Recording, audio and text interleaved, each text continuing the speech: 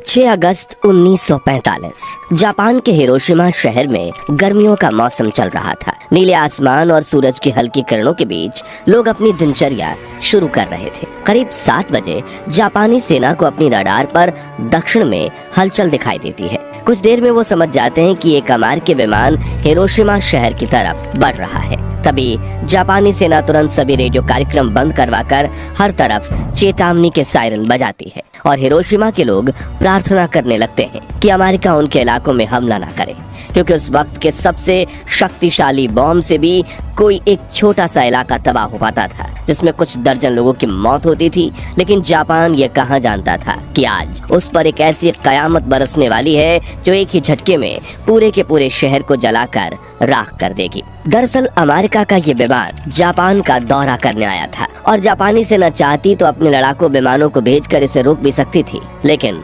1945 आते आते जापान की आर्थिक स्थिति इतनी खराब हो चुकी थी कि विमान को उड़ाने के लिए जापानी सेना के पास पेट्रोल तक नहीं था। इसलिए इंतजार किया गया और वो विमान जापान के एयर स्पेस से वापस लौट गया। करीब 8 बजे खतरे के सायरन बंद कर दिए गए और लोग अपनी दिनचर्या में लग गए। बच्चे स्कूल पहुंच चुके थे, कुछ लोग दफ्तर जा रहे थे, कुछ बाजार और कुछ घरों में चाय की चुस्की ले रहे थे। लेकिन हर जापानी की जिंदगी मुश्किल दौर से गुजर रही थी। दुकानों में अंडे, दूध, चाय और कॉफी पूरी तरह से गायब हो चुके थे। लोग भूख से मर रहे थे। स्कूलों के मैदानों और घरों के बगीचों में सब्जियां उगाई जा रही थीं।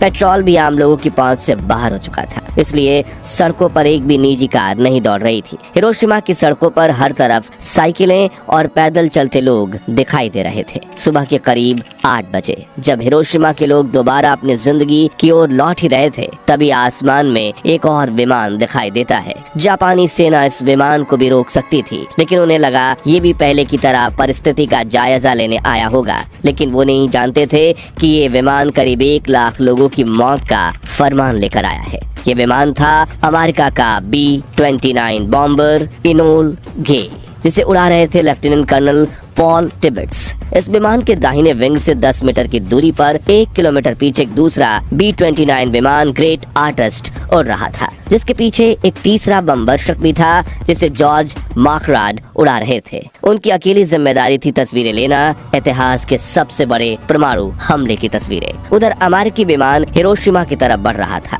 और इधर रडार देख रहे जापानी सैनिकों की धड़कन। तभी 8:15 पर लेफ्टिनेंट कर्नल पॉल टिबेट्स एक बटन दबाते हैं और दुनिया की सबसे बड़ी तबाही जमीन की ओर गिरने लगती है। ये था 4 टन वजनी लिटिल बॉय नाम का दुनिया का पहला न्यूक्लियर बम। इस बम को हिरोशिमा के आओई ब्रिज पर गिराना था, लेकिन हवा इतनी तेज थी कि अपने लक्ष्य से 250 मीटर दूर शीमा सर्जिकल क्लिनिक की तरफ बढ़ने लगता है। करीब 43 सेकंड्स तक नीचे गिरते हुए इस बम को हिरोशिमा के कई लोग अपनी आंखों से देखते हैं, मगर वो कुछ समझ पाते उससे पहले ही जमीन से करीब 600 मीटर ऊपर हवा में ही लिटिल बॉय ब्लास्ट हो जाता है। आसमान में अचानक एक तेज रोशनी फटती है और जो लोग जमीन पर थे उनकी आंखें पलक झपकने से पहले ही जल जाती है और फिर एक जोरदार धमाका।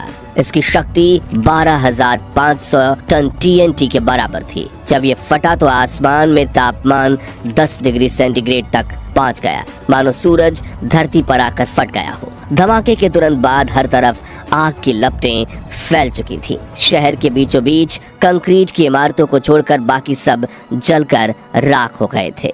विस्फोट का असर इतना तेज था कि ग्राउंड जीरो से 15 किलोमीटर दूर हर इमारत के खिड़कियों के शीशे चकनाचूर हो गए। पलक झपकते ही हिरोशिमा की 2/3 इमारतें धाराशाही हो गईं। विस्फोट के चारों तरफ कई किलोमीटर तक आग की आंधी फैल गई। करीब 4000 डिग्री सेल्सियस तापमान पर उठी आग के इन लपटों ने पेड़ पौधे, जीव जंतु, जानवर और इंसान किसी को नहीं बख्शा और एक क्षण में ही हिरोशिमा की 2.5 लाख आबादी से 30% यानी 80,000 लोग जलकर भाप बन गए। हिरोशिमा पर बम गिराने वाले पायलट पॉल टिबेट्स बताते हैं जैसे ही विस्फोट हुआ, एनोला गे के आगे के केबिन में रोशनी फैल गई। मैंने अपने दांतों में एक अजीब सी सिहरन महसूस की। विमान के पिछले हिस्से में बैठे हुए टेल गनर बॉब कैरन ने अपना कोडक कैमरा उठाया और नीचे के दृश्य की तस्वीरें लेने लगे। नीचे के बैगनी बादलों के बीच सफेद धुएं का एक रेला 3000 फीट तक उठा और उसने एक मशरूम की शक्ल बना ली। रेडिएशन से बना एक ऐसा जहरीला मशरूम जो आने वाले कई दशकों तक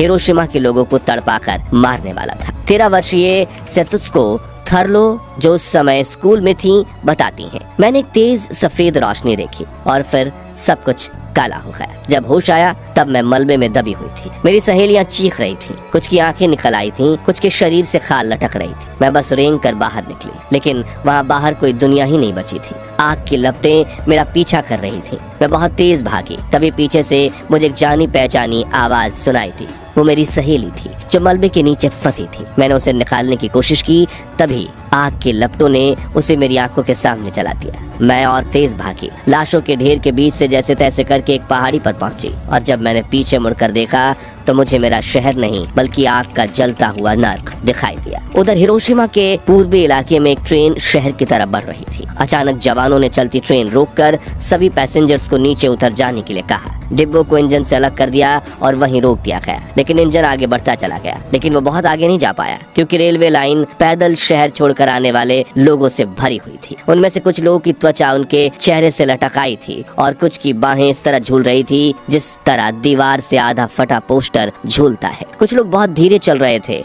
और उनके मुंह से सिर्फ आवाज निकल रही थी, पानी पानी पानी।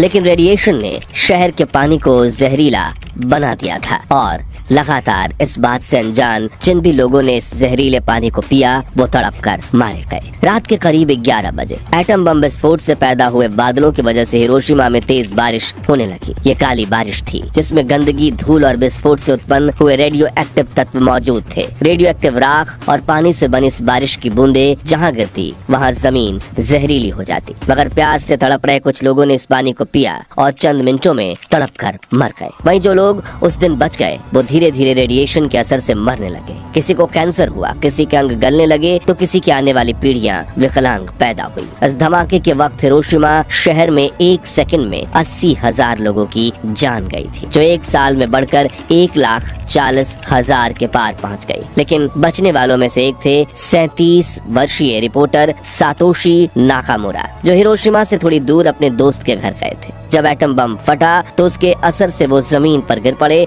और उनके चेहरे को टूटे शीशों ने घायल कर दिया। तभी उन्होंने तुरंत अपनी साइकिल उठाई और हिरोशिमा की तरफ बढ़ने लगे। जब वो दोपहर तक शहर में पहुंचे तो उनके पैरों तले जमीन खिसक गई। हर तरफ सिर्फ लाशें थीं, जलते हुए शव, बदहवास बच्चे, मलबे में दबे लोग और सड़कें जो अब पहचान में नहीं आ रही थीं। नाकामुरा पहले पत्रकार थे जिन्होंने हिरोशिमा की तबाही को अपनी आंखों से देखा। सातोशी ने वहीं से ओकायामा स्थित डोमी न्यूज एजेंसी के दफ्तर में पहला डिस्पैच डिटेक्ट किया। 8:16 पर दुश्मन के 2 विमानों ने हिरोशिमा पर एक असाधारण बम गिराया। शहर पूरी तरह से तबाह हो चुका है और अनुमानित 1,70,000 लोग या तो मारे गए हैं या गंभीर रूप से घायल हैं। फोन लाइन के दूसरी तरफ बैठे ब्यूरो चीफ को यकीन नहीं हुआ। उन्होंने नाकामुरा से कहा, यह संभव नहीं है, एक ही बम से कैसे इतने लोग मर सकते हैं? सेना भी मानने को तैयार नहीं है, आप रिपोर्ट में संख्या थोड़ा कम करें। नाकामुरा का चेहरा अब भी खून से लथपथ था, उनकी आंखों में गुस्से और सच्चाई की आग थी। उन्होंने बिना रुके टेलीफोन पर चिल्लाकर जवाब दिया, सेना मूर्ख है, उन्हें नहीं पता कि हमने नर्क को जिंदा देख लिया है। हिरोशिमा में हुए इंसानियत के सबसे बड़े नरसंहार की खबरें पूरी दुनिया में फैलने लगी। हर कोई हैरान था कि आखिर इतना खतरनाक बम बना कैसे। तभी अमेरिकी राष्ट्रपति हैरी एस ट्रूमैन एक प्रेस कॉन्फ्रेंस बुलाते हैं और बड़ी बेशर्मी से सब लोगों के सामने मीडिया को ये बताते हैं कि एटम बम हमने गिराया और इसका ऐलान करते हुए कहते हैं, कुछ देर पहले अमेरिकी जहाज ने हिरोशिमा पर एक बम गिराकर दुश्मन के यहाँ भारी तबाही मचाई है। ये बम 20,000 TNT क्षमता का था, अब तक इस्तेमाल में लाए गए सबसे बड़े बम से भी 2000 गुना ताकतवर। इस बम ने हमारे हथियारों की श्रृंखला में क्रांतिकारी परिवर्तन किया है, जो हमारी सेनाओं को मजबूती देगा। आगे उन्होंने कहा, इस समय इस बम का उत्पादन किया जा रहा है, साथ ही इससे भी ज्यादा खतरनाक बमों की खोज भी जारी है। ये परमाणु बम है जिन्हें ब्रह्मांड की शक्ति से बनाया गया है। दोस्तों, इस तबाही के महज 3 दिन बाद जब पूरा जापान अब भी राख की उस भयानक सुबह को समझने की कोशिश कर रहा था, जब लापता बच्चों और बिखरे शरीर की पहचाने करना भी संभव नहीं हो गया था, उसी समय 9 अगस्त 1945 की सुबह फिर वही नीला आसमान था, वही गर्मी थी और वही बेखबर लोग थे। लेकिन इस बार निशाना था जापान का एक और शहर, नागासाकी। सुबह करीब 11 बजे अमेरिकी बम वर्षक विमान बॉक्सकार करीब 10,000 मीटर की ऊंचाई से नागासाकी के ऊपर पहुंच चुका था। पहले इसका निशाना जापान का शहर कोकुरा था, लेकिन मौसम खराब होने की वजह से वो सीधा नागासाकी की ओर मुड़ गया। 11:02 पर लेफ्टिनेंट कर्नल चार्ल्स स्वीनी ने फैटमैन नाम का दूसरा परमाणु बम गिरा दिया। ये बम पहले बम लिटिल बॉय से कहीं ज्यादा शक्तिशाली था। इसमें प्लूटोनियम का इस्तेमाल किया गया था। जैसे ही बम नीचे गिरा, पूरा आसमान पीली और सफेद रोशनी से फट पड़ा। ऐसा लगा जैसे सूरज को जमीन पर उतार दिया गया हो। एक पल के लिए पूरे शहर में अंधकार छा गया, फिर उजाले का ऐसा विस्फोट कि आंखें खुली की खुली रह जाएं। इस धमाके ने अपने आसपास सैकड़ों किलोमीटर रेडियस में सब कुछ जलाकर राख कर दिया। सैकड़ों लोग सीधे भाप बनकर उड़ गए, उनकी हड्डियां तक नहीं बची। जो जीवित बचे उनकी त्वचा गल चुकी थी, कपड़े जलकर उनके शरीर से चिपक गए और बच्चे माओ की गोद में कोयले की मूर्ति बन चुके थे। एक अस्पताल की नर्स सानो मियुको, जो उस दिन जिंदा बच गई थी, उन्होंने बाद में कहा, मैंने भगवान से कभी नहीं कहा था कि मुझे ये दिन दिखाए। मेरे सामने बच्चे जल रहे थे और उनके रोने की आवाजें अब भी मेरे कानों में गूंजती हैं। चर्च, स्कूल, घर, कुछ भी नहीं बचा था। नागासाकी में उस दिन करीब 74,000 लोग मारे गए थे और हजारों जिंदगी भर जलन, कैंसर और दर्द के साथ जीने पर मजबूर हो गए। उधर अमेरिका के राष्ट्रपति हैरी एस ट्रूमैन ने एक बार फिर कॉन्फ्रेंस में कहा, जापानियों को अब तक पता चल चुका होगा कि हमारा परमाणु बम क्या कर सकता है। अगर जापान ने अभी भी आत्मसमर्पण नहीं किया तो हम और हमले करेंगे और दुर्भाग्य से इसमें हजारों नागरिक मारे जाएंगे। 2 न्यूक्लियर अटैक्स और 8 अगस्त को सोवियत यूनियन की तरफ से जापान के विरुद्ध मोर्चा खोल देने पर जापान के सामने कोई चारा नहीं बचा और इस दूसरे हमले के 6 दिन बाद जापान ने अमेरिका के सामने आत्मसमर्पण कर दिया। दोस्तों, हिरोशिमा और नागासाकी की ये कहानियां सिर्फ इतिहास नहीं, यह इंसानियत की सबसे कड़वी सच्चाई है। लेकिन फिर भी आज परमाणु शक्ति को शांति का प्रतीक कहा जाता है। लेकिन क्या यही शांति है, जहाँ एक बटन दबाते ही लाखों जिंदगियां भाप बन जाएं? और क्या न्यूक्लियर पावर ही भविष्य में मानव सभ्यता को तबाह करने का कारण बन सकती है? अपनी राय हमें कमेंट्स में बताएं। इस वीडियो को जितना हो सके लाइक और शेयर करके इतिहास के इस दर्दनाक सच्चाई को पूरी दुनिया तक पहुंचाइए और ऐसी ही सच्ची झकझोर देने वाली कहानियां सुनते रहने के लिए हमारे चैनल को सब्सक्राइब करके पास वाली घंटी जरूर बजा दीजिए। जय हिंद, जय भारत।